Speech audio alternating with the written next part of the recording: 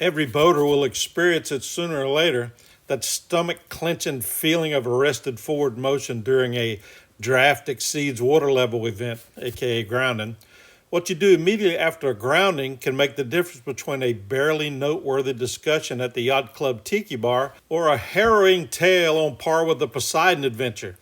While every grounding will have its own nuances to deal with, the following tips should help in most any situation.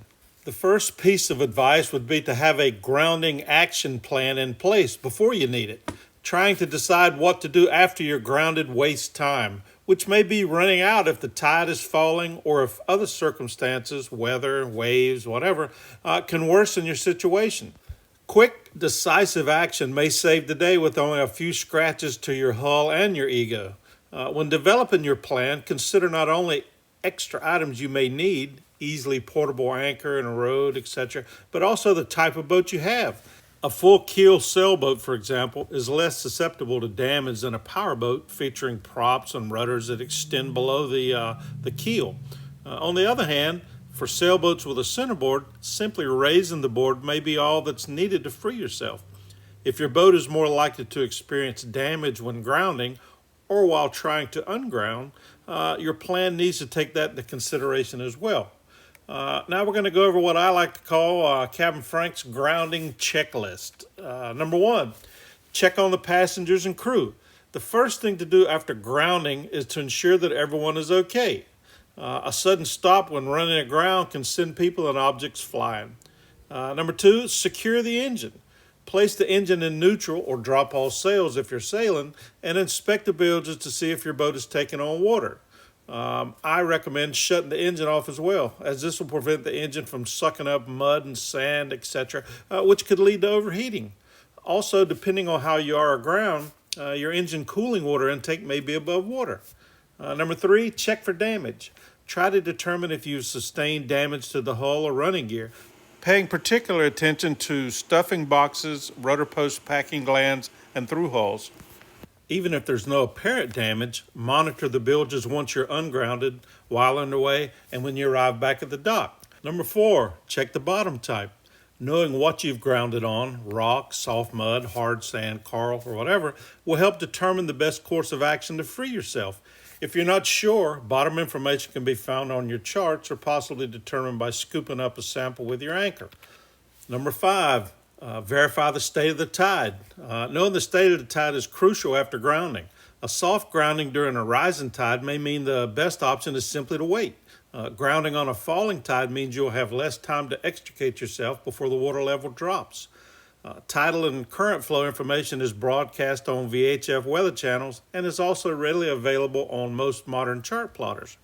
Observing current flow and tide lines ashore or on a fixed navigation aid are also good ways to check the local state of the tide. There are also apps aplenty for tide. You can get them for your tablet or your smartphones. Number six, locate deeper water. Figure out why you ran aground in the first place. Many people run aground and get themselves refloated only to run aground 30 seconds later. Take a few minutes to consult a chart plotter, or whatever you have available and look at the buoys and stuff to see why you ran aground. Don't automatically assume deeper water is behind you. If you've grounded on a shoal or a reef, the closest deep water may actually lie in front of you. In some areas, you can read water depth by color, but in less clear waters, quickly take soundings around the boat using a lead line or maybe a long boat hook.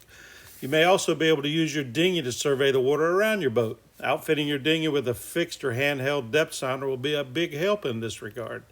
Now, let's talk about floating your boat. When considering what action to take after grounding, keep the sage advice of old Hippocrates in mind. First, do no harm. For a hard grounding, when you've struck a reef or a rocky bottom and sustained significant damage, staying put until professional help arrives is typically the best approach. Freeing a damaged boat could easily result in sinking once the boat reaches deeper water. For soft groundings with a little or no damage, the following tactics may help get you afloat. Number one, powering off. Attempting to power off is probably the first reaction for most boaters immediately after grounding. Before using your engine to power off, however, make sure it's pumping water. Verify that the intake is in the water, not sucking up sand, mud, or other gunk from the bottom. You'll also want to keep an eye on the temperature gauge and make sure water is flowing freely from the exhaust. If you gently slid up on a shoal bow first, you may be able to power off in reverse, back the way you came, until reaching deeper water. Moving passengers from side to side or swinging the rudder from port to starboard while backing down may roll your boat enough to break free.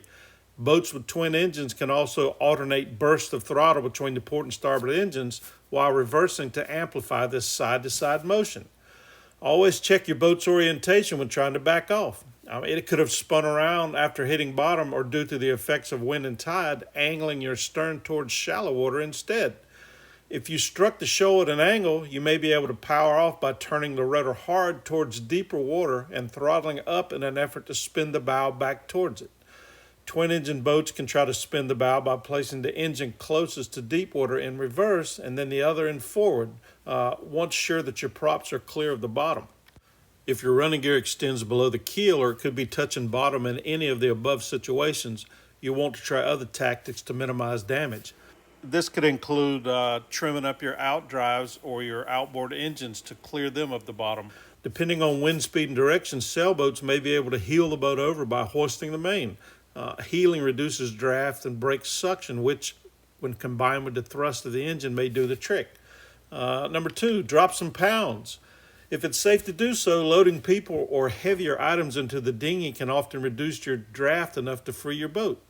You can also reduce weight by emptying water tanks or using your dinghy to ferry items ashore. Sometimes simply launching the dinghy itself can make a difference.